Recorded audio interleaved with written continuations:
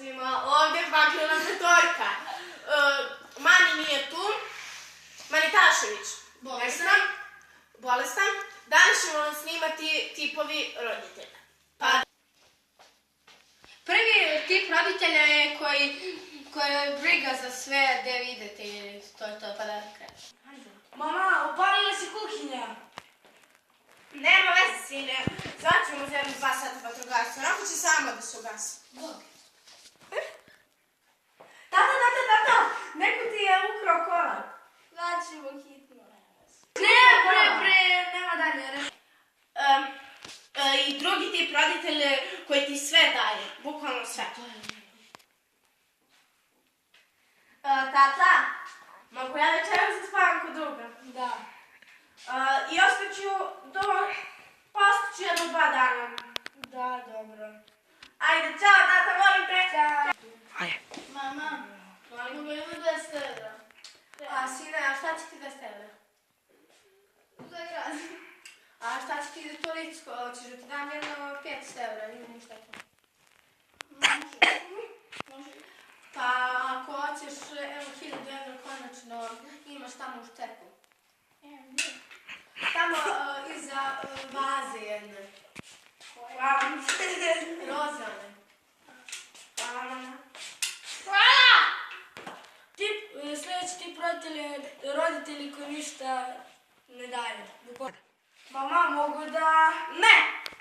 Ništa te nije pitao. Ne i ne!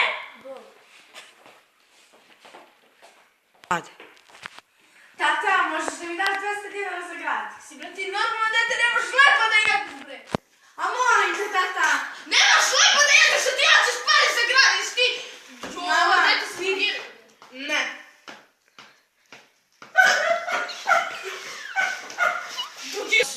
Četvrti tipovi roditelja koji stalno brinu. Mama! Jo, sini, šta je bilo? Sve ništa mi nije, mama, ništa pomoć! Ali ništa mi nije, mama! Pusti me! Udarila mi se čerka.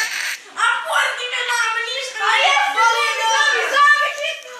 Dobro, stižite. Dozi hitno. Ajde, Cvješko moj!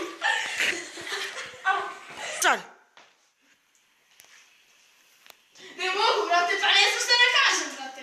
Brate, kod mami kad ti upao mi kamenčić u patiku. Ti kaži samo da ti upalo, da ti malo boli, nema veze, ti kaži.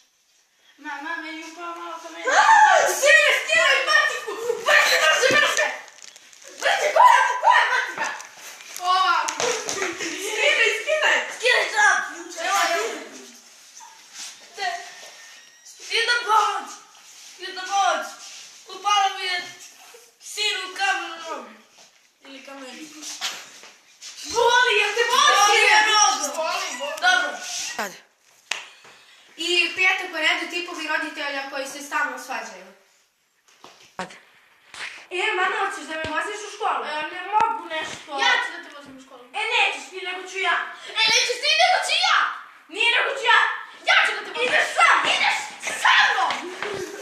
Sa mnom ideš. Sa mnom ideš!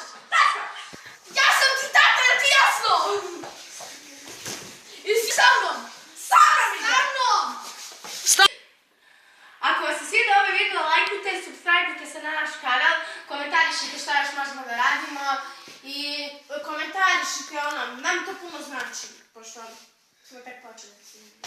I to je to. Ćao!